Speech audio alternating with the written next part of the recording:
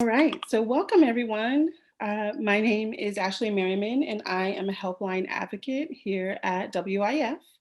I want to thank you all for joining us tonight. I'm thrilled to be in conversation tonight with my colleague Lupe Arianes, who's also a helpline advocate here, Dr. Mary Jane Sims, who is a psychologist and also co-facilitates our Black member support space with me here at WIF, and Anita Sarkeesian and Jalen of Feminist Frequency, who run the Games and Online Harassment Hotline. We're hoping that this discussion today will shed some light on how our communities have been coping in quarantine and share what sorts of services our programs provide. So first, some updates from WIF. So this Saturday, we've got a Q&A with Wendy and Lizzie Molyneux, writers on Bob's Burgers and showrunners for the new animated hit, The Great North, moderated by comedian and series regular Aparna Nancherla.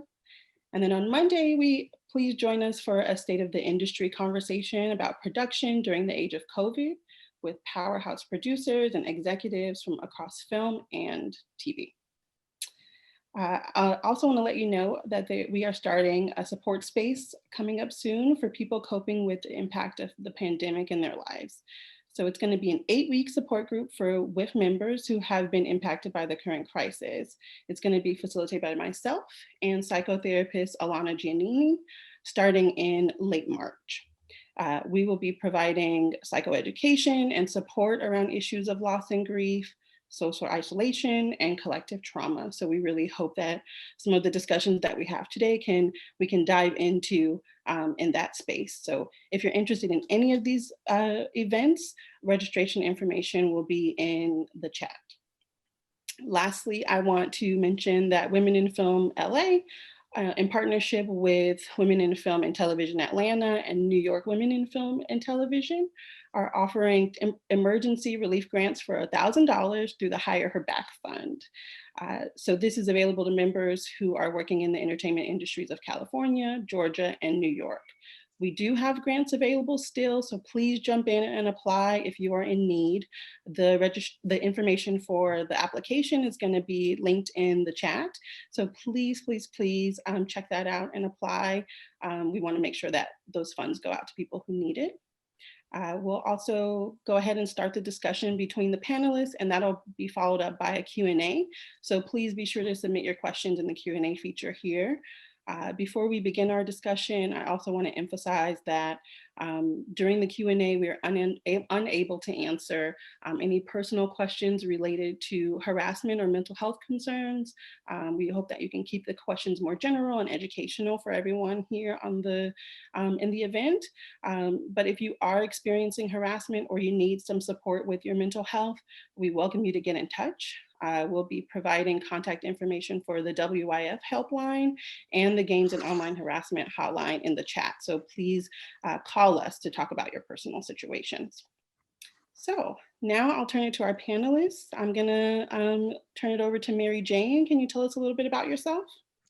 Sure. Hi, everyone. My name is Mary Jane, and I work with Ashley, as she mentioned, on the Black member support space, and we're doing an 8-week group. That's been great. And I have a private practice where I work with individuals and adults, and I'm a mom. I like to have fun. Also, well, let me go back. In my private practice, I also do consulting around multicultural issues and parenting issues. So I'm just excited to be here with this wonderful panel and to continue to support and learn. Thanks, Mary Jane. Anita and Jay, can you introduce yourselves and tell us a little bit about the hotline? Sure. So I'm Anita Sarkeesian. I go by she, her, and I'm also a proud WIF member. I love what you all do. I'm excited to do this panel with y'all. So thanks for having us. So I am a media critic, and I started Feminist Frequency, which is an organization dedicated to education around representation in the media. And specifically, we've been focusing a lot on trying to end abuse in the games industry. And we have several different projects that we're doing that help really try to end the toxicity and the rampant kinds of issues that we face in a lot of industries, which is why this panel makes so much sense. But I'll let Jay tell us more a little bit about the hotline. Thanks so much for having me here, y'all. My name's Jaylyn. I use they, them pronouns. And yeah, I'm the programs manager for Feminist Frequency. And I was brought on as we were trying to start up this new hotline called the Games and Online Harassment Hotline, which aims to provide emotional support for anyone who makes or plays games. We are a fully text message based, confidential, and anonymous hotline, and we launched in August, so mid-pandemic, and have really been trying to reach all the different parts of our communities and this industry that we know have been affected by so many different elements of everything folks have brought up now, but also everything that's happening in the world with the pandemic and uprisings and winter storms and everything like that. So yeah. Thank you, Jay. I sorry, I didn't mean to laugh at the winter storms. Jay, can I just say, yeah, Jay lives in Texas, and so we've been laughing through the horror of it all week. So I just wanted to acknowledge that I'm not a horrible monster. And there we go. Yes, we want Jay to stay safe in Texas. Lupe, can you introduce yourself and tell us a little bit about the helpline? Yeah, so I'm Lupe, and I've been one of the WIF helpline advocates for over a year now. I'm trained and certified as a domestic violence and sexual assault advocate, as well as a mindfulness practitioner with experience working in the social services, as well as in the performing arts. So I love the work that I do now here. It's a wonderful blend of those two things. And a little bit about the WIF helpline in case folks don't already know about our services. We offer referrals to pro bono legal services, sliding scale therapy, and free support groups to anyone who has experienced sexual harassment or misconduct while working in the entertainment industry. Our trauma-informed staff are trained to provide survivor-centered, empowerment-based support for callers from across the country. But our referrals are currently serving California, New York, and Georgia. So if you are outside of those areas, you can definitely still call us, and we will try to support you as best as possible. But we for sure want to hear from our California, New York, and Georgia folks. Ashley, did you want to say anything else before we move on? No, we covered it. Thanks. Great. So to get the conversation going, I'd love, and I think it's really important to hear a little bit about what trends folks have been noticing during conversations on these two helplines and hotline. Anita and Jay, can either of you speak to any patterns that have come up in your work so far? I know it's still relatively new, but just anything you've noticed. Yeah, I want to clarify too that not clarify, but that our hotline is an emotional support resource for anyone who makes and plays games. So our base is a little bit bigger than WIF's in some ways in terms of the audience or the population we're serving. So we're open to a lot of different types of emotional needs, which is very ranging and interesting. And I'll let Jay tell a little bit more about like the types of call or the types of texts that we get in from people, because it's really such a wide array. Yeah, so I guess in terms of like trends, we don't have a lot to compare from like when it comes to like before or after the pandemic, but we've definitely been hearing from a lot of folks having their work affected, not only like losing work and dealing with that, but also maybe having to kind of switch their workplace to a work from home, and then not like on top of that stress, feeling like a threat of losing work, or like kind of a higher stakes around needing to fulfill like pressures or higher workloads because of job cuts, maybe elsewhere in the department and things like that. And then we also have a lot of folks who work in the games industry or just play games who end up texting us and just talking about how that they're overwhelmed by the state of just the world of just maybe nothing of crisis is happening to them in the moment, but it just feels like so much to handle all at once. And we've definitely seen threads of that kind of weaved into the backgrounds of a lot of the conversations we're having on the line, as well as in the forefront many times as well. Great, thank you. Yeah, I know we've definitely seen some similar trends on our helpline. Ashley, do you want to speak to that? Sure. I've noticed similarly as you shared, Jay, a lot of our callers are really kind of leaning on the emotional support aspect of our work. You know, they're in social isolation and really feeling alone in the world and alone in their home. And they really just want someone to speak to and to kind of vent about whatever is going on. Sometimes it's about harassment, but sometimes it's just about life and the difficulty with dealing with COVID. And so that's been a trend over this last year, along with we've had a lot of repeat callers, which is new, kind of something different than before the before the COVID pandemic set in. We have people who are calling to kind of update us on whatever's going on with them. Sometimes they're telling us about what's going on in their case if they've filed a lawsuit or are trying to file a lawsuit around sexual harassment. But they're also just, again, calling, they know our voice, they know who we are, they know we understand the entertainment industry. So they just want someone to talk to who gets what's going on for them. And we've seen that a lot, especially in the last few months, as people I think are getting tired of being on Zoom all the time and really just want to have that like phone connection to people. And then I've also, in terms of, we've also noticed a lot more crises. So people who are experiencing severe mental health symptoms or who are really struggling emotionally to get their day-to-day done. We've had some people who are looking for mental health resources, and we definitely refer them to those. But we've had people really activated in calls, which I think, at least from my experience, seems to be more common now in COVID than beforehand.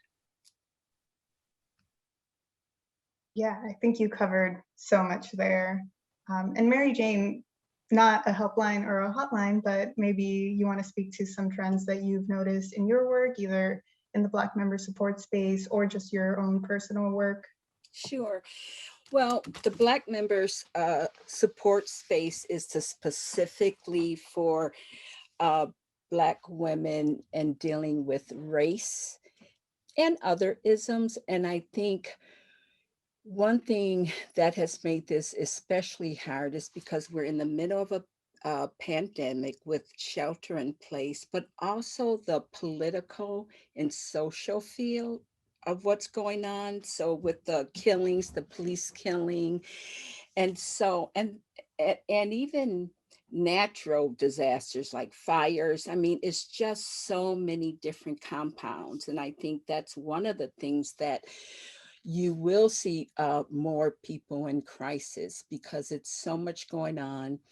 We don't have our regular support services. If we did have them, I know depending on what color we were in, at least in California, we go by color. You know, at one point when it all first happened, you couldn't see your doctor. You couldn't see your therapist. You couldn't go to groups. I mean, thank goodness that now some of those services are opened, even though you can't physically go, at least you can see your doctor and have groups on Zoom or telehealth. One thing I see with the children and families I work with, there has been an increase in suicide thought and attempts in children. There's been a large increase since the pandemic because kids are at home, and for some kids and families, it's the only place they get a meal, or it's, that's where they have friends. And so it's impacted all of us in so many different ways.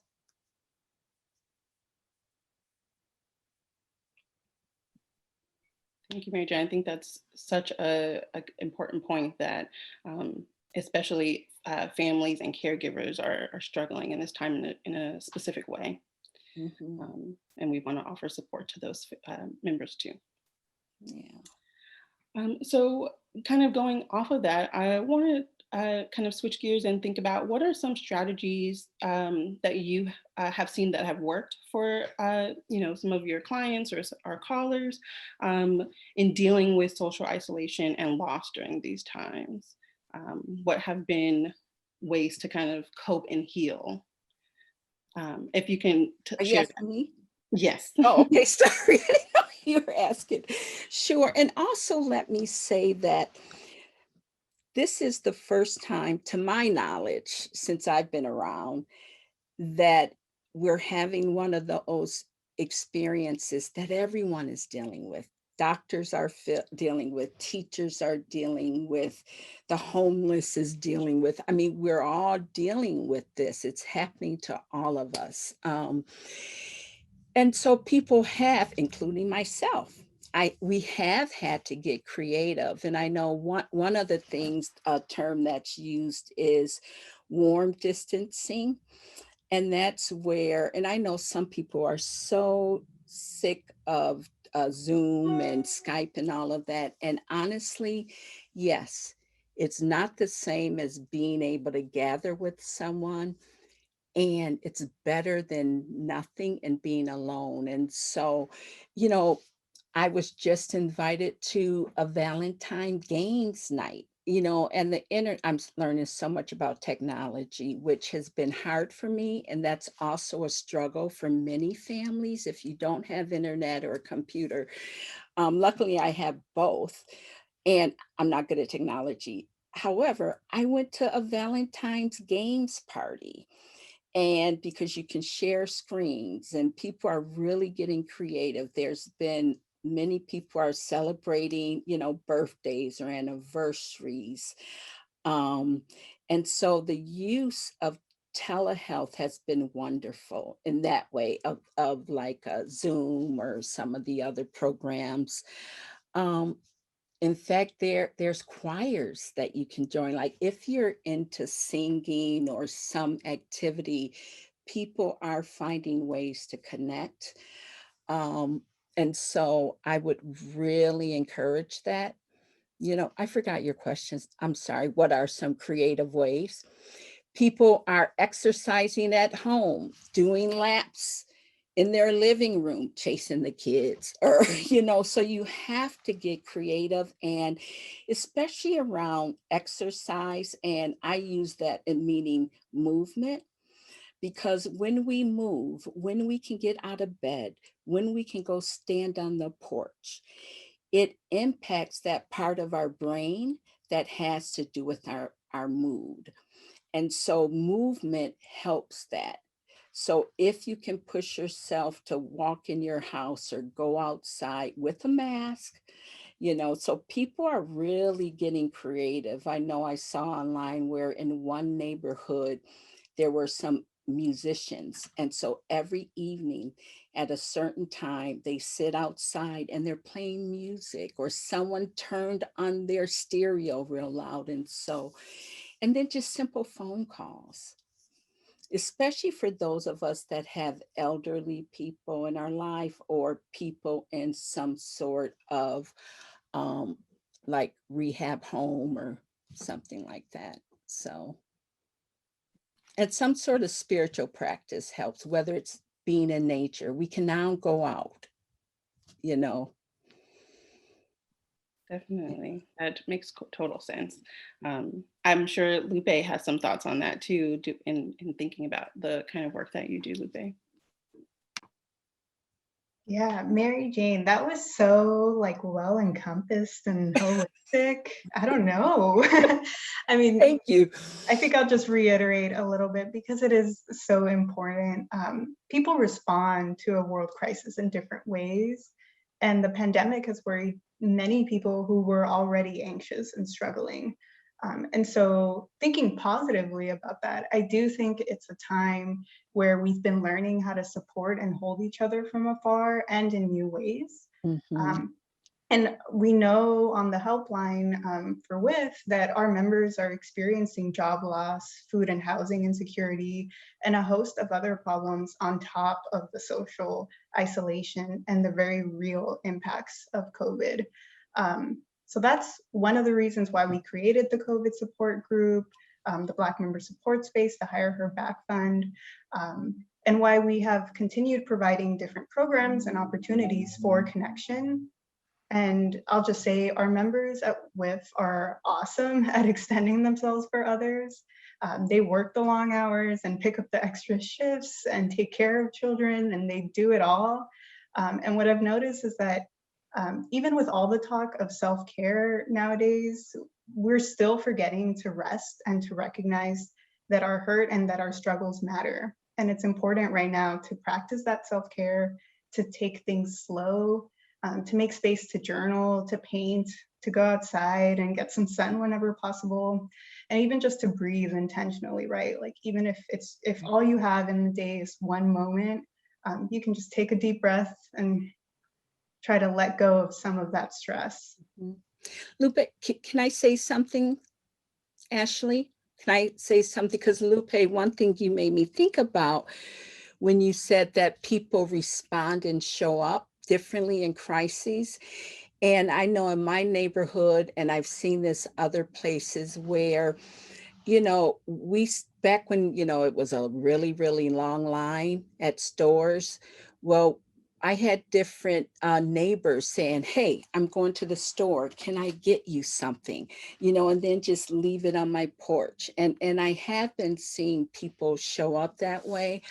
Also, people have been creating pods, their own bubble, and finding folks, whether it's in your neighborhood or if you're a parent or have someone in school or you're in school, maybe find other people, again, of course, following all of the safety uh, rules.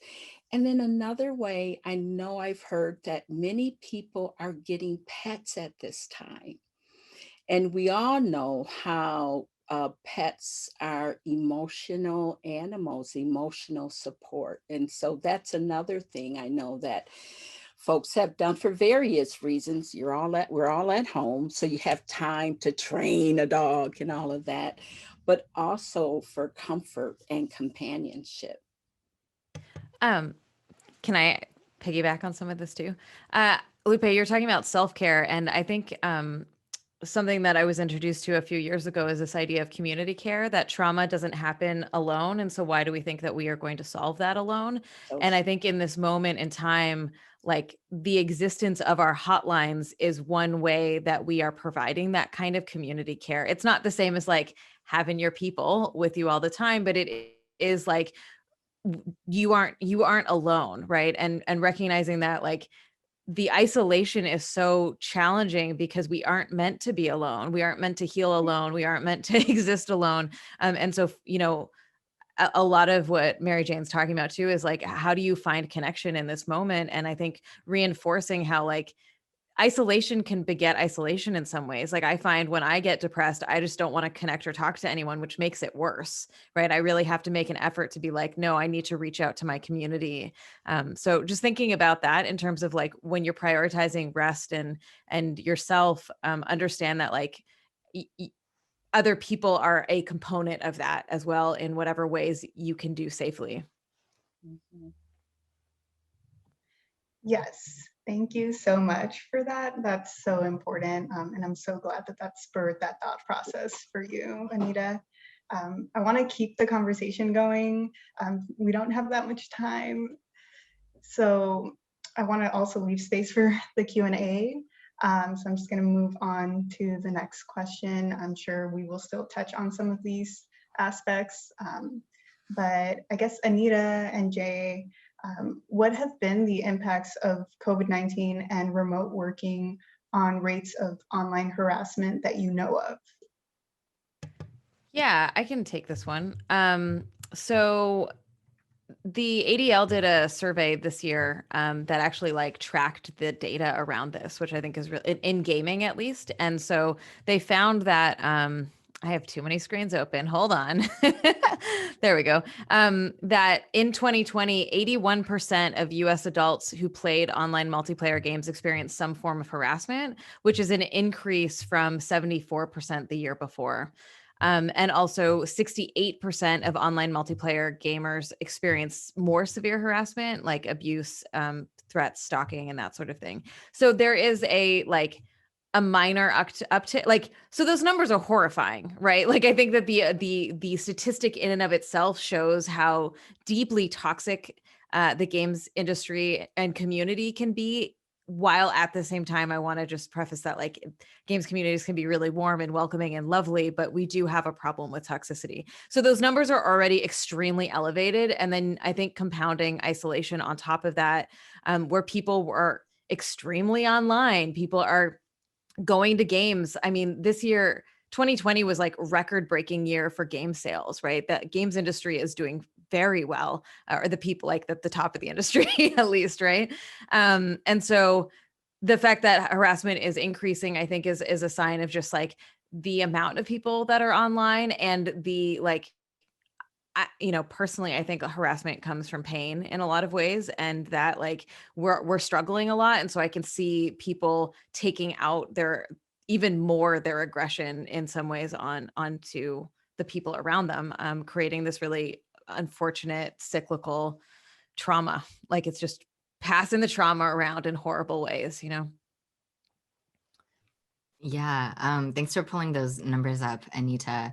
And like she said, we like games are this really beautiful and wonderful space for folks to connect in these like sometimes new and creative ways. And we're seeing a lot of folks kind of play games or have a relationship to games that they hadn't really had before, which has done, on one hand, a lot to kind of normalize gaming for folks of all ages, which has been a really interesting culture shift. It has really combated a lot of the stigma against gaming that really persisted before this time.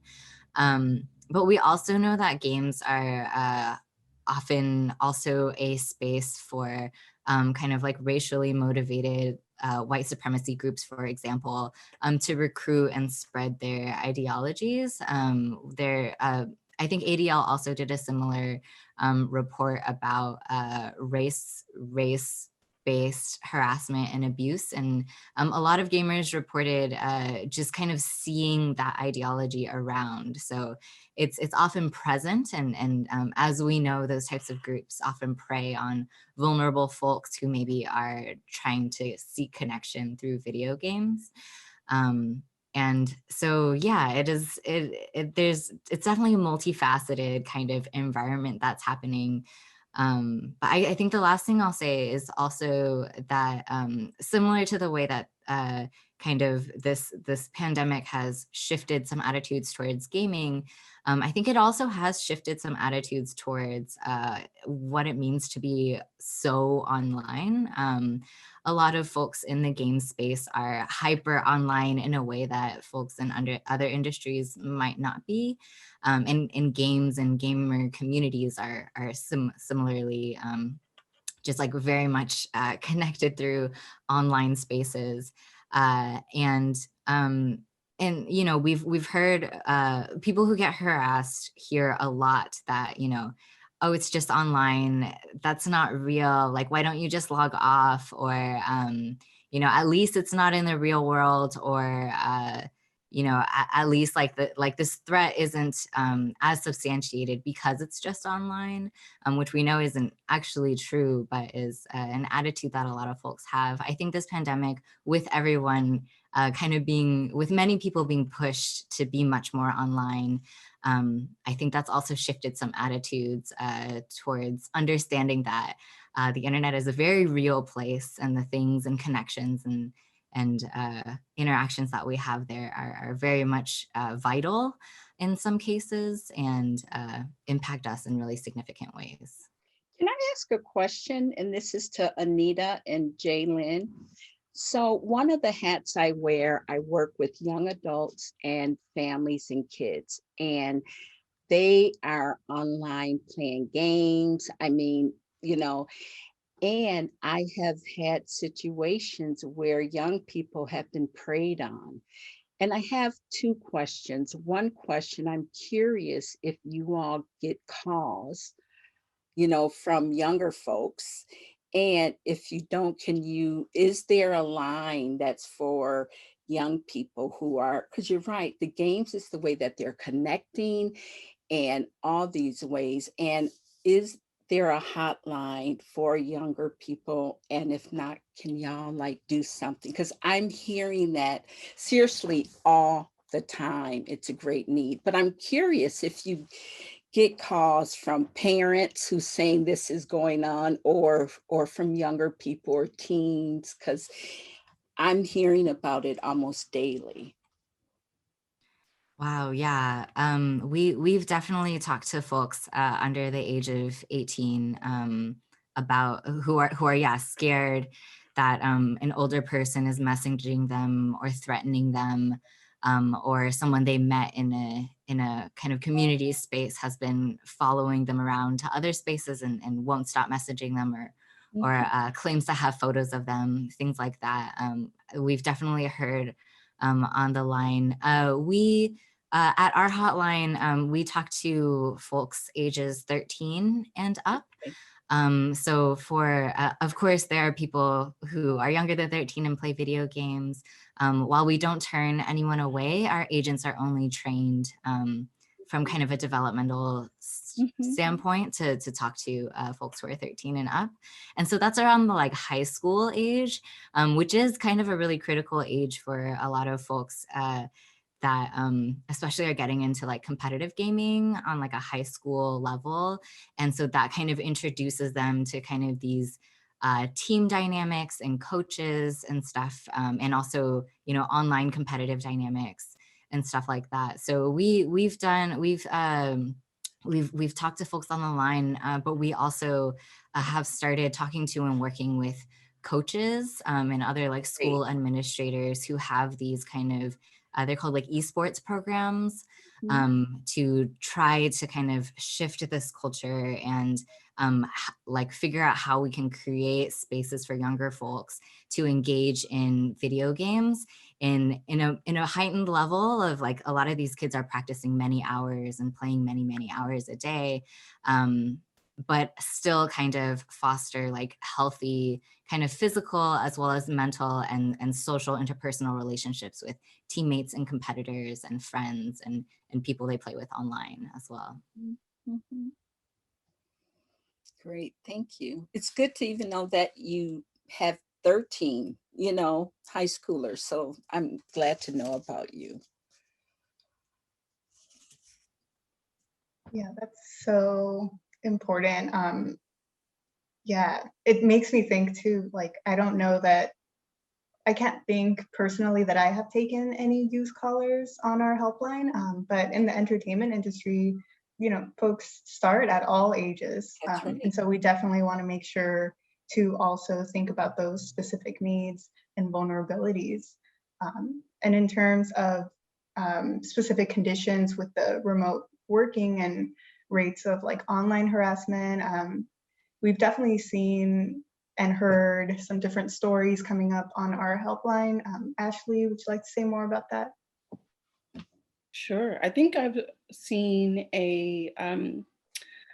obviously we've seen an increase in online harassment because generally many of the calls that we get tend to happen in person. there's maybe like a physical interaction with a harasser or a perpetrator. But now in the last year, we've seen a lot more issues online. We've had people who have been who are being stalked online and experiencing harassment via social media because they're not having those in-person interactions as much, and so the kind of mode is changing a lot. And also, we've seen the nature of the harassment change to more of an online way, where there's things like people wanting to use the intimate space of being in our homes to as a mode of harassment, of wanting to see people on camera in a really uncomfortable way, or see people's homes, which can sometimes feel violating to people's boundaries, especially in the professional or work context. People having later online meetings that they might not necessarily have in-person interactions. And so those are starting to cross the boundaries and making many of our callers feel uncomfortable and unsure on whether if that really is harassment. And we talk a lot about, those kinds of interactions creating a toxic work environment, and and how that qualifies as harassment, and helping people think through and really validating the fact that those modes of harassment are still valid, and that just because someone didn't touch you or someone didn't make a very clear, direct ask of you in person, it can still qualify as harassment, and you might still have a legal case, or you might still be able to report it to HR or some of the other directions to deal with harassment that we talk about with our callers. It really is difficult. I feel like I personally have been having to learn about online safety measures that I didn't know before, helping people think about how to protect their data and their information, how to block people on social media, and how to report the harassment to Twitter and to Facebook and so forth. That's not something that I've really ever had to deal with on the line until very recently. And so I think people are really coping with this really different type of harassment than they've had before, especially because of like how I like the term, Jay, that you use about being like hyper online. And I think many of our callers hadn't experienced that before, and now everyone is ever present online. And so that changes the way that these harmful interactions happen. Lube, I'm not sure if you wanted to add anything or anything that I missed from some of our callers. No, you got it all. So I'm noticing that we have about 20 minutes or so left. I think I want to briefly touch on another question before we turn to the audience questions. Sound good? So I'm wondering, what have been some challenges in your work to support people during this time? And this applies to everyone here on this panel. How have you had to adapt your work in supporting people, or try new techniques? Or I imagine for the Games Hotline, just creating a Games Hotline is an approach.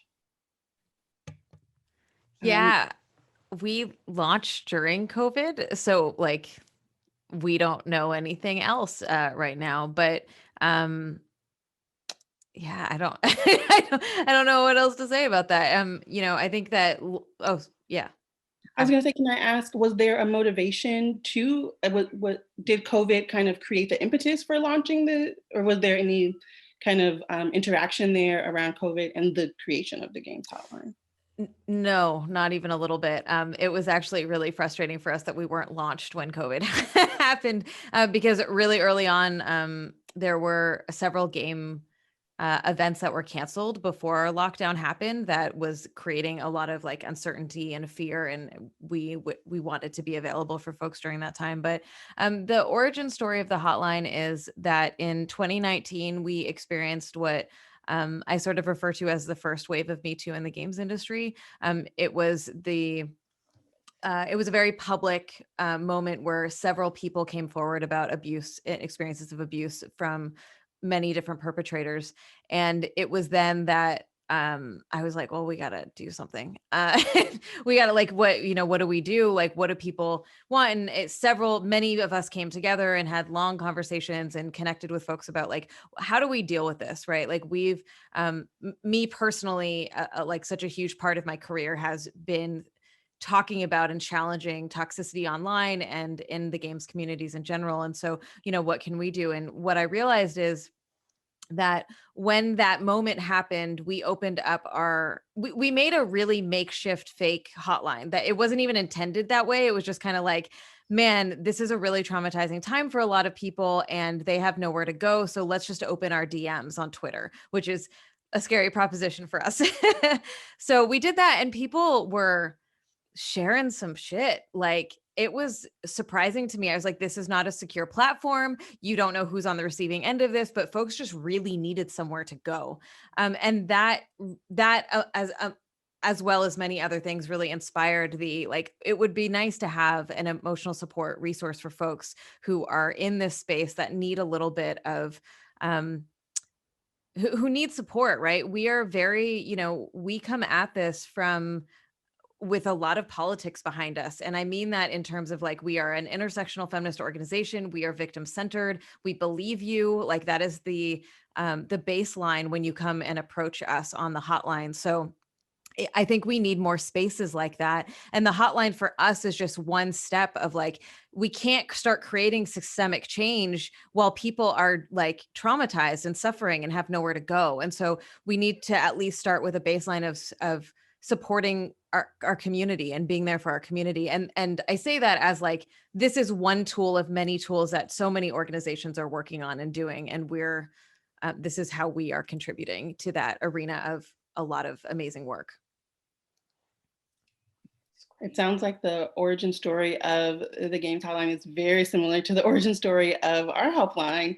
It kind of started in response to the demand from our members of people calling our main number and just asking for help with issues of harassment. And then over the years, our program director, Genevieve Winters, really built out kind of the same protections and the infrastructure. And then Lupe and I came on to flesh it out and really provide more capacity and support because we were just being responsive to the needs of the community. So it's really cool to see those origin stories have some similarities.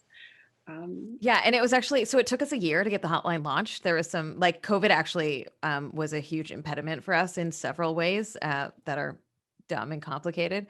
But we then before we launched, there was like what we now call the second wave of Me Too in games. Like in 2020, there was a huge, like, as you all like saw, there was so much social movement happening. And so we were also just like, we want to be here for you, but we're not yet. So I'm really excited that we are here and we're trying to build in a really sustainable way for folks to, be around whatever. Well, I don't know what I'm saying anymore. It's so important. And I'm glad it exists.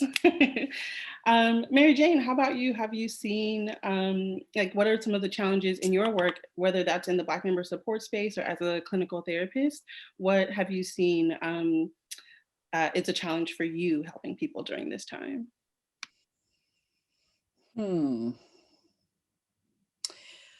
Well, one of the challenges that's also now becoming, I'll say, less of a challenge. I mean, who thought it would be a year later and we'd still be in it?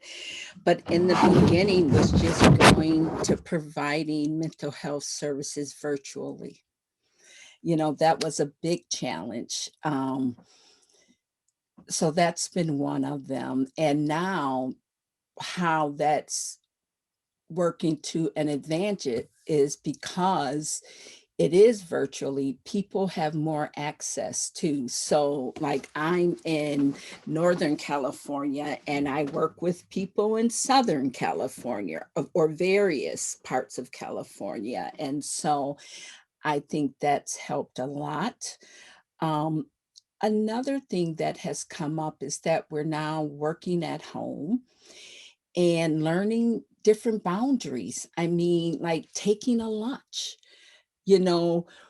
working all day, all night. Now, of course, some people, they're workaholics, but one challenge has been, how do you balance work and home life? Because everything's at home now, so it's not like you leave and can leave one behind. Another challenge is that for parents who have kids in school, they're now a parent, they're now a teacher, they're a principal, they're a bathroom monitor, and they don't know how to teach, and kids, it's special if it's also special needs kids and college students, and trying to do this online. I mean, school or college, just connecting through online, that's been a large part. And then, just with some of mental health issues that people may already have.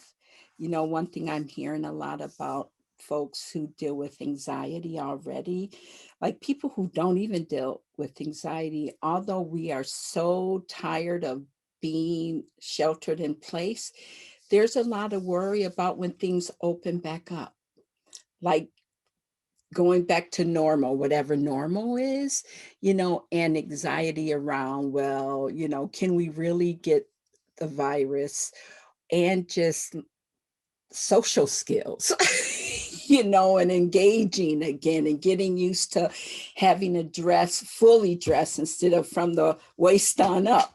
I love those commercials and, all that stuff when people forget, so it just, yeah. Yeah, So definitely now that, it's a lot of different things.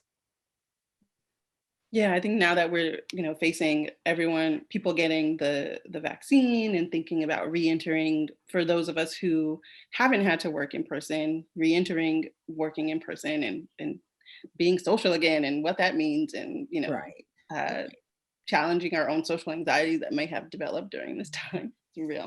And also services. It's a lack of services, especially for someone who's dealing with more of a mental health issue, and they may need hospitalization. And,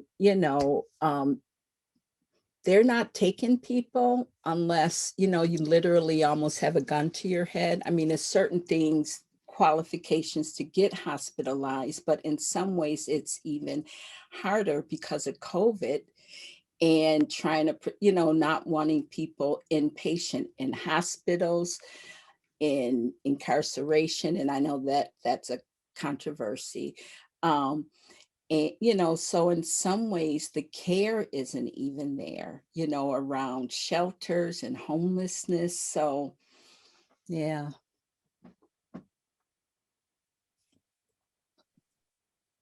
Definitely. Thanks so much for that. I think all of those are issues that we should definitely be aware of.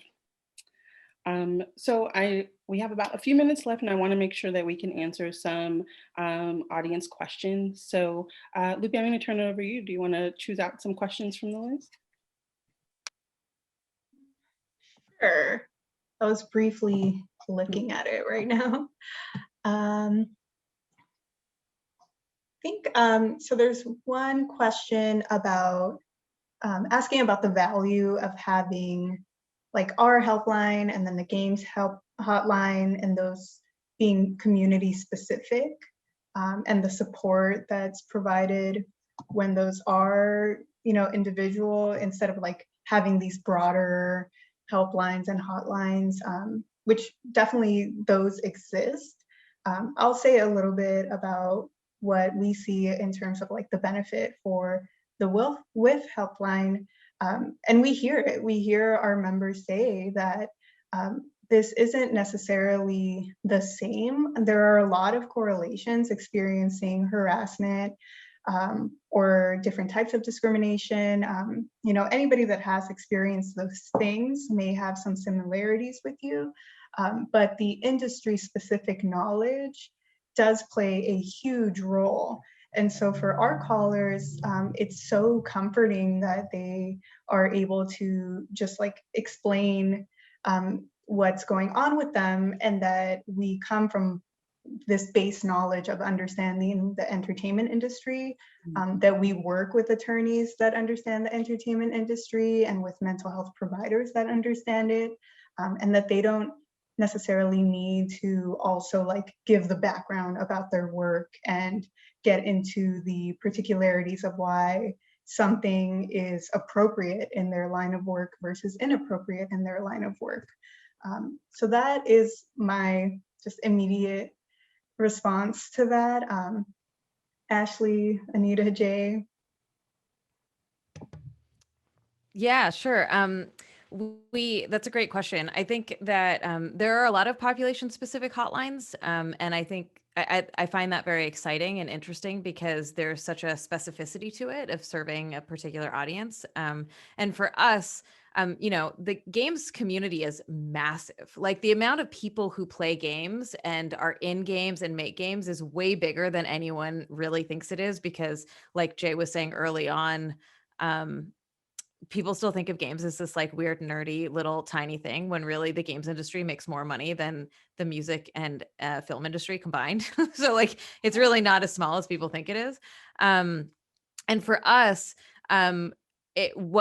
one of the reasons why we think it's really important to have it is that like, there is like, again, what Jay was saying, that there's this like extremely online understanding of the world, right? And I've heard this many times, you go to a therapist and you say, people on the internet are attacking me. And that therapist is like, cool, like maybe we need to get you some other kinds of help, right? Like they think that you've lost it, when really to the rest of us, we're like, yeah, of course they are, like that sucks, you know. So we want a space where you can come to us and talk about Twitch or Discord or the details of how a games, like the internal workings of the games industry, or what's happening in events, issues of the moment, right? Like there are always news things that are coming up that can affect folks in their industries as well, or in the industry as well. And so we do a lot to make sure that our agents are trained with cultural competency in the games industry. And we walk them through, we actually do our training in Discord. So if our agents aren't familiar with it, they actually like exist in the space in that moment to learn how it works. We make sure that they understand like the differences, right? Like the populations that we're serving are creators. I'm gonna screw this up because I'm so tired. Sorry, everybody. Like content creators, so streamers and YouTubers and press. We're serving people who work in the industry, and we're serving people who play games. And each of those communities have different needs and have different experiences. Like an esports player is different than a streamer. But if you just called a standard crisis hotline, they probably wouldn't know what that difference is. And so for us, I think it creates a more welcoming environment. I think it creates an environment that is more understanding and safer.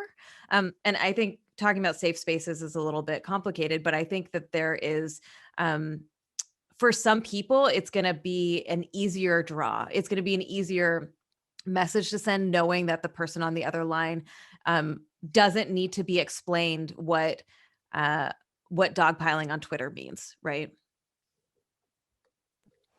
And I'll quickly just add that I know it's probably very similar on the for some of the texters or the callers of the games hotline. But for us, we've heard that sometimes when our callers go to mental health professionals or other people in the community to get support, they're often told, okay, well, shut off the computer then, or get out of Twitter, or maybe find a new job, don't join the industry anymore, or kind of shift your work. And that's not necessarily a realistic approach for many of our callers. They want to stay in the industry. We want to keep them in the industry, especially as women or other marginalized folks. We want to preserve their career. And so we think of our work as helping people, survive the industry, helping them stay in the community that they love and that they have a passion for, and not necessarily choose to leave their community or leave something that they find really helpful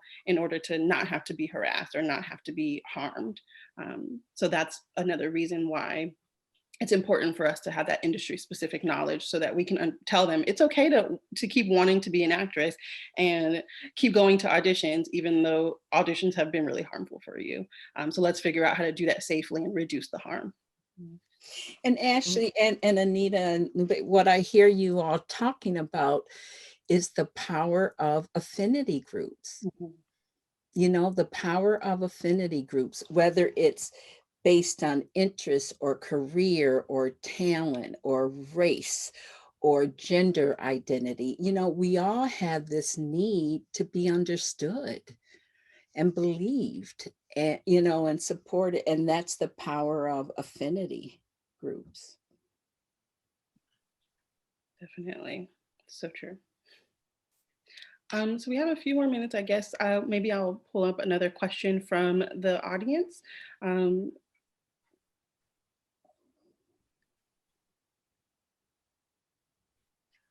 Let's see here. I see one from Abigail that says, aside from layoffs and work closures, millions of women have been forced to leave the workforce due to childcare and other family responsibilities.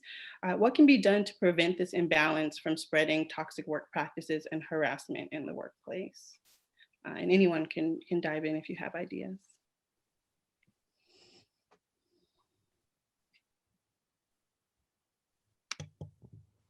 That's such a huge question. And like, I don't think we have the capacity to dive into the nuances of all of that. Not space time. Yeah. Like, I definitely will say that it's the prevention part is always really difficult, and that's something that us on the helpline have been thinking about, and we haven't come up with a great answer. We've been talking about, kind of the work that we do is dealing with the after and the impacts of once you experience these kinds of harassment and misconduct, what can you do afterwards? And I think we're really thinking at Women in Film, we'd love to kind of continue these kind of conversations to think broadly about the prevention aspect and how we need to be changing the culture really to address this. And so, some of those cultural changes need to address like this attendee said, the issues of childcare and being able to, support people who have families in this industry. And that looks like, oftentimes community support, and currently it looks like community support, but we need to be able to think about how to institutionalize those things and, create workplaces where childcare is really considered at the outset. And then also thinking about just like in the entertainment industry, there's a lot of blurry relationships. People often know their coworkers, their bosses, very informally before working with them or in the process of working with them. And so sometimes I think a lot of the area of prevention is really good communication and being able to communicate what your boundaries are so that both parties always understand what the boundaries are. So a lot of education is really important. And we're still trying to figure, I have no perfect solutions and no perfect answers. But I think those are some of the questions that we need to be asking as a community is how do we teach people what good communication is and what boundaries are and how to protect your boundaries and how not to violate those boundaries. This is something we're thinking a lot about at Feminist Frequency because we are interested in creating real systemic change, right? And how do we actually end abuse in the games industry? And what I found over and over again, whether it is through my work around media criticism or advocacy around the space, is that like if the leaders and the people in power don't care, nothing will ever change. And so we're really interested in exploring a new program that we're working on around like equipping managers and leaders to actually understand the systemic causes of abuse and how it happens in their workplaces, especially around gender-based violence, but that can also includes many different intersections. And that, there are a lot of really well-meaning like white dudes in the games industry who want to be good and don't want to perpetuate harm and have no idea how to do it. And they are unconsciously, or perpetuating privilege in different ways, or what have you. And so we really think that doing direct interventions and direct education is part of the way that we do this preventative work. And just really quick, I know we're about done with time. The games industry and the tech industry in general is a place where you have a lot of folks who get promoted to management without any like very young and without any understanding or training or support in management. And so you have a lot of people who, like, yesterday, this was your colleague and you would go out and have a beer with them and like shoot the shit. And now today you're their boss, and don't understand the power dynamics that come with that kind of shift. And so I think there's just there's actually a lot we can do if these spaces are willing to allow those of us who want to come in and teach and train and do advocacy work in those spaces to help reduce harm. And we're hoping for this type of education to be kind of a little more expansive than just like you were saying, Ashley, talking about the after stuff and like dealing with like the kind of almost like spark points, like the highest kind of most escalated points of harm.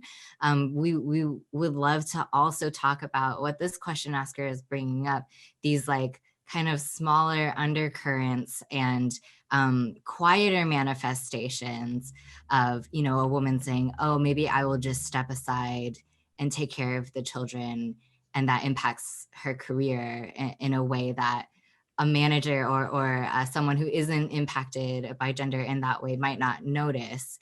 And so I think this type of education is what it takes to like shift kind of more cultural understandings and the way that we perceive gender roles and things like that. So that we're really hoping that some of these shifts can happen so that hopefully these quieter, subtler manifestations of gender inequality are kind of snubbed out. Yeah. Can I say something? I don't know if it's okay to go over that. Can I say something very quickly, Ashley? Okay, Anita, you spoke to what I was thinking, and, I feel like we have to look at oppression, whether it's racism, classism, sexism. They talk about the 4 different levels of oppression. And so unless we start on every single level, we won't have real changes. And the other thing I feel like, and I heard you say, it's so many different, I'm a little unclear because I'm trying to talk quickly, but just so many different intersections. And also people have to be willing to give up power, and let those who, have power, who maybe don't seem qualified, etc., have to look at how not everyone, but certain folks have benefited from white supremacy. Also, people have to heal. Hurt people hurt people, and you have to hold people accountable. And, if you live in the US of A, certain people are not held accountable. And we have, in the last 4 years, been shown so many different ways that that's true. So I just wanted to say that. Thank you all. This has been such a wonderful and productive talk. And I know we will all continue having these conversations, definitely within this group and outside of it. For those of you at home, I hope that you continue asking these important questions. And if you have the time and capacity, one thing you can definitely do is reach out to your local organizations and see if there's a place to fit in, to volunteer for events or to be of service in some way. Thank you all for participating today and for going a little bit over. Between Jay being in Texas, Anita's sleep and tiredness, and Mary Jane's dog. We've all got. I mean, some everyone's dinner to tired, get right? to. Yeah. It's just a constant state at this point. Thanks for having us, though. Yeah. Thank you. Bye. Thank you all so much. Good night. Thank you. Good night. Bye.